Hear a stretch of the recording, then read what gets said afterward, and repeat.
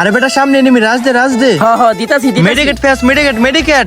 না আরে অলমার আরে অল মারছি তো। আরে অলমার আরে রিভাইভ দে। ওরে বেটা রিভাইভ দে। তুই বেটা চাইলে আমার সুন্দরভাবে রিভাইভটা করতে পারতে, কিন্তু রিভাইভটা দিওস না আমারে।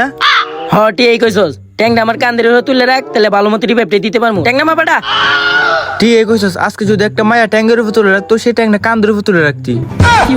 আচ্ছা বন্ধু, সমস্যা নাই, আমার কাছে 400 টোকেন আছে। আমি এখনই বেনিনে যায় তোরে ক্লিয়ার এইচডি তে দেখে রিভাইভটা দিতাছি। ঠিক আছে, এখন তাড়াতাড়ি যে আমার রিভাইভটা দিয়ে দে।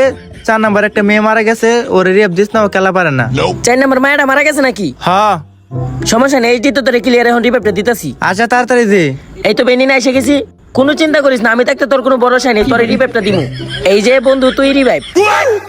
হালার পুত মায়ের তো রিভাইভ দিয়ে দিলি। হালার পোলা অন্ধ লোকের গন্ধ নাই, মায়া মানুষ দেখলে হুশ নাই। এত গন্ধ রিভাইভ দিয়েছি না দিয়ে মায়া মানুষ কইছে না, রিভাইভ দিয়ে দিছে।